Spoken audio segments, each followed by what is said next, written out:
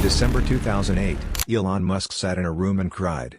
He had just wired his last dollar, every cent he had left, into two companies that were both days away from dying. Tesla had enough cash to survive 3 more weeks.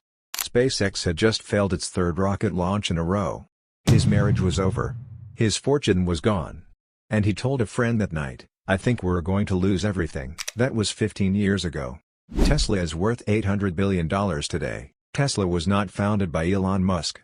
Two engineers, Eberhard and Marc Tarpenning, started the company in July 2003. Musk wasn't in the room. He wasn't part of the original plan. Their idea, build an electric car faster than a Ferrari. Every electric car on the market was slow, ugly, and built for people who wanted to save the planet, not people who wanted to drive. Eberhard and Tarpenning wanted to change that entirely. They needed money. Musk wrote a check for $6.5 million in 2004 and took the chairman's seat on the board. He wasn't the CEO. He wasn't running anything. He was the money. Then the relationship collapsed. Eberhard and Musk clashed on costs, timelines, and direction. In 2007, Musk pushed Eberhard out as CEO. A year later Tarpenning left too. Both founders were gone before Tesla sold a single production car. Eberhard once owned 5% of Tesla. If he had kept it, that stake would be worth $40 billion today. Instead he walked away with roughly $30 million. Musk is worth $200 billion. Both men started the same company. 2008 was the year Tesla almost stopped existing entirely. The Roadster, Tesla's first car, was supposed to cost $92,000 and launch in 2006. It launched 2 years late and cost $109,000. The transmission failed repeatedly during testing. Each car was losing the company roughly $200,000 in production costs.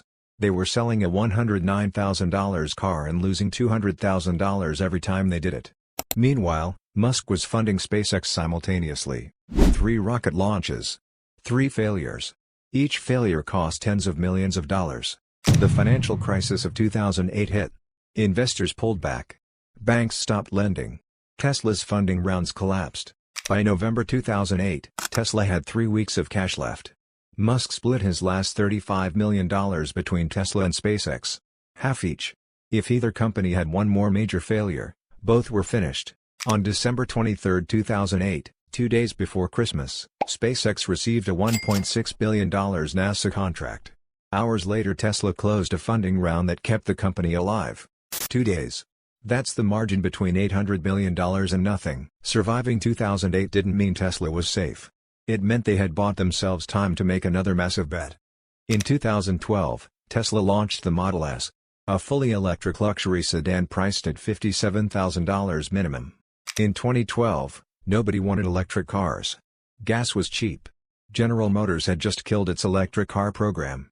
Nissan's Leaf, the most popular EV on the market, had a range of 73 miles. The Model S had a range of 265 miles. It went 0 to 60 in 4.2 seconds. Motor Trend gave it Car of the Year, the first time in the awards history that a car won with a unanimous vote from every single judge. Consumer Reports gave it 99 out of 100. Then had to create a new scoring system because no car had ever scored that high. Tesla didn't just build a good electric car. They made electric cars desirable. They made holding a Tesla key feel like holding something that said something about who you were. That psychological shift, from practical to aspirational, was worth more than any engineering breakthrough. Tesla's most documented crisis didn't happen in a recession. It happened at the height of their success. 2018. The Model 3, Tesla's first mass-market car priced at $35,000, was supposed to change everything. Musk promised 5,000 cars per week by the end of 2017. They produced 793 in the entire fourth quarter of that year. The factory floor was chaos. Robots that were supposed to automate production kept breaking down. Musk fired executives mid-crisis. He moved a sleeping bag into the Gigafactory and slept there. He was on the factory floor at 3 a.m. making decisions that engineers with decades of experience were telling him not to make. In August 2018, he tweeted, "I'm considering taking Tesla private at $420. Funding secured." It wasn't secured. The SEC launched an investigation. Musk paid a $20 million fine. He was forced to step down as chairman. Suppliers were demanding cash up front. Banks were skeptical. Short sellers were betting billions that Tesla would collapse. The company was 3 weeks from missing payroll entirely, For the second time in its history, Musk sold $100 million worth of Tesla stock to keep the lights on. Then Model 3 production finally stabilized. Then profits came. Tesla's story is extraordinary. It is also incomplete without this part. The Gigafactory in Fremont, California had one of the highest injury rates of any auto manufacturing plant in the United States between 2014 and 2017, nearly double the industry average according to government records. In 2022, a California civil rights agency sued Tesla for systematic racial discrimination at the Fremont factory, one of the largest workplace discrimination lawsuits in the state's history. A jury awarded $137 million in damages to a former black employee. A judge later reduced it to $15 million. The case exposed a workplace culture that Tesla's own brand image was built to contradict. Autopilot has been involved in hundreds of accidents and dozens of deaths. Tesla's own data shows autopilot is statistically safer than human driving. Critics argue the name itself, autopilot, overpromises what the technology can do and puts drivers in dangerous situations by making them complacent. A company worth $800 billion carries $800 billion worth of scrutiny. Tesla's record on worker safety, civil rights, and product transparency is not as clean as its cars. 2019. Tesla stock sat at $70 per share. Wall Street's most respected analysts had price targets below $50.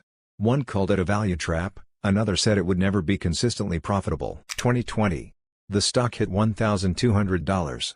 In 12 months Tesla gained more market value than Ford and General Motors had accumulated in a combined 200 years of existence. It joined the S&P 500 in December 2020, one of the largest additions in the index's history. The single-day buying pressure from index funds that had to purchase Tesla stock sent the price up 700% in 1 year.